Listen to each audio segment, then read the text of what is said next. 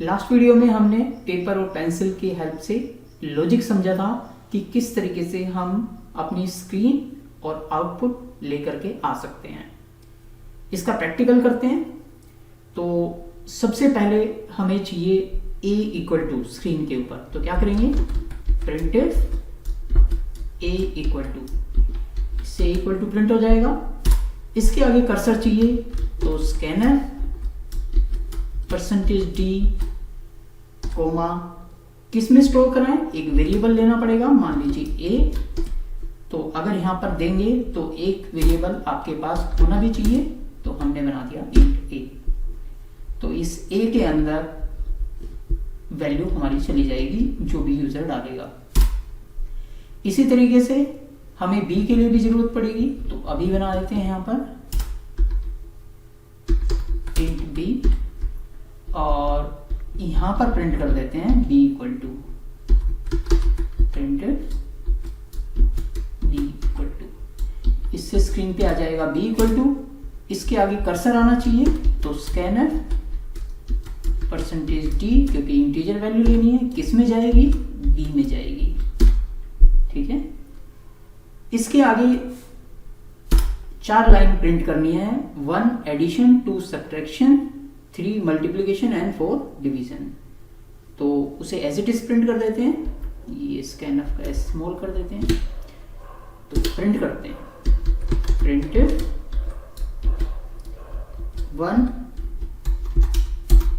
1 dot addition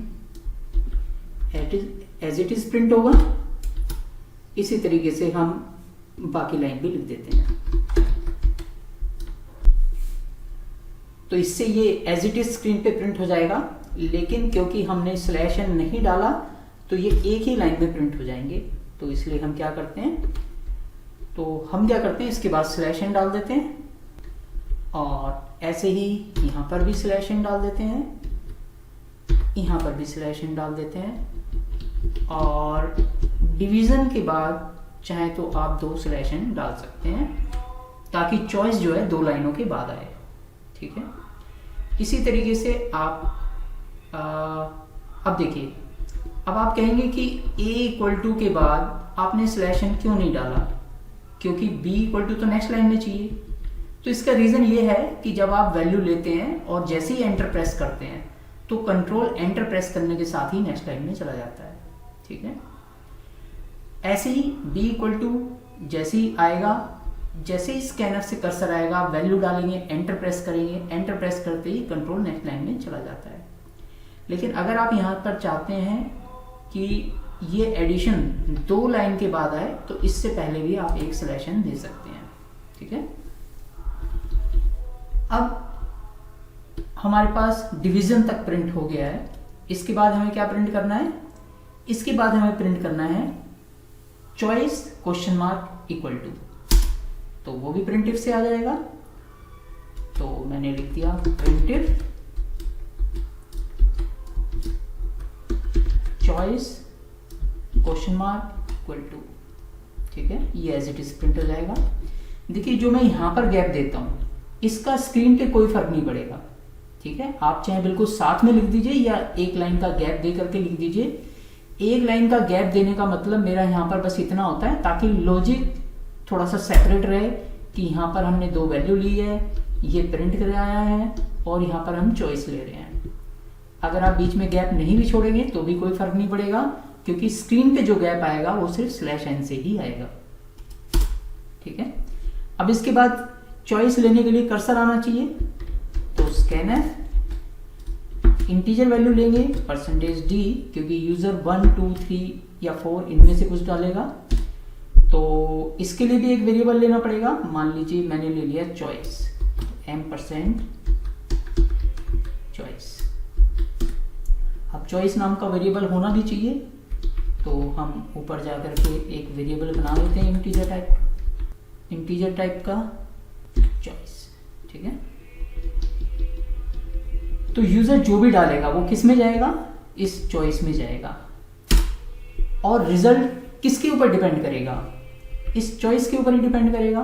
तो यानी switch के अंदर क्या आएगा, चॉइस। ठीक है, curly braces start, curly braces close.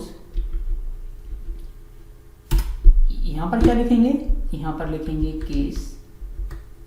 क्या क्या वैल्यू डाल सकता है यूजर, 1 2 3 या 4। तो 1 के केस में हमें क्या करना है, ए और बी को ऐड करना है। तो आप एक वेरिएबल ले सकते हैं, मैंने यहां पर वेरिएबल ले लिया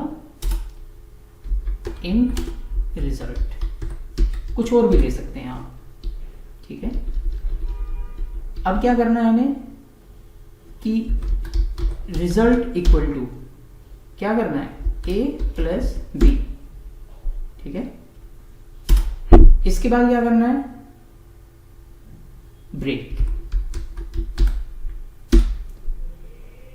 इसी तरीके से हम केस 2 बना देंगे।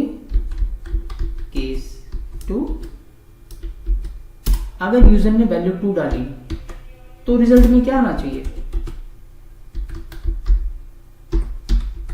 रिजल्ट इक्वल टू, अब देखिए 2 के केस में क्या है, 2 के केस में हमें सब्ट्रैक्शन करना है, यानी माइनस करना है। तो यहां पे क्या लिख दें, a माइनस बी, और उसके बाद ब्रेक हो जाना चाहिए।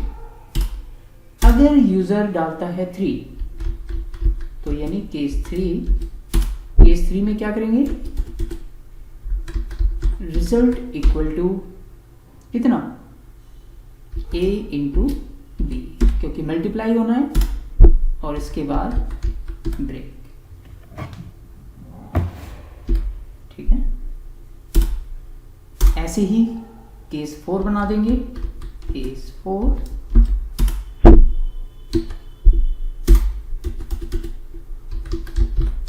Result equal to a divide by b। ठीक है, यहां पर ब्रेक। इसके बाद स्विच फिनिश। स्विच से बाहर आने के बाद, क्योंकि इनमें से कोई एक केस एग्जीक्यूट होगा, उसी के अकॉर्डिंग रिजल्ट में वैल्यू आ चुकी होगी, या तो प्लस होकर के, या तो माइनस होकर के, या मल्टीप्लाई या डिवाइड होकर के। इसके बाद हमें रिजल्ट डिस्प्ले कर देना है। तो रिजल्ट प्रिंट करने के लिए हम यूज करेंगे प्रिंटर रिजल्ट इक्वल टू, ठीक है, क्या आ जाए, %d, और किसकी वैल्यू आएगी, जो भी इस वेरिएबल के अंदर गया होगा। वेरिएबल का नाम भी हमने रिजल्ट ही रखा है, तो यहां पर लिख देते हैं रिजल्ट। ठीक है, दैट्स इट। ये आपका प्रोग्राम कंप्लीट है। अब इसे चला करके देख लेते हैं और रन करके देख लेते हैं। कंपाइलेशन एरर है, एक ब्रैकेट की प्रॉब्लम है, देख लेते हैं। ओके,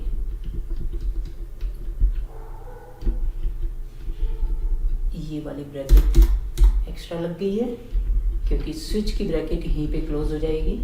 ये देखिए, ये स्विच की ब्रैकेट है, और जो बाहर वाली है वो मेन की ब्रैकेट है।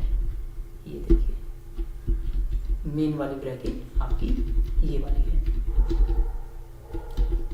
ये वाली। ठीक है, तो एक्स्ट्रा ब्रैकेट लग गई थी। कंपाइल करो और अब इसे रन कर देते हैं। ये देखिए, a इक्वल टू आ रहा है। क्या वैल्यू डालें, हम वही वाली वैल्यू डालते हैं 7, और b में डाल देते हैं 5। अब बताइए क्या करना है, मान लीजिए मुझे एडिशन करना है, तो 1 डाल दीजिए। ये देखिए, इसने ऐड करके दिखा दिया। एक बार फिर से रन करते हैं। इस बार भी मैंने 7 डाला, 5 डाला। अब क्या करना है, मान लीजिए मुझे मल्टीप्लाई करना है, मैंने डाल दिया 3, तो ये देखिए 35 रिजल्ट दे देगा। Is it clear? तो इस तरीके से आप इस क्वेश्चन को प्रैक्टिकल भी कर सकते हैं। आई होप ये वीडियो आपके लिए यूजफुल रही होगी। All the best, keep watching.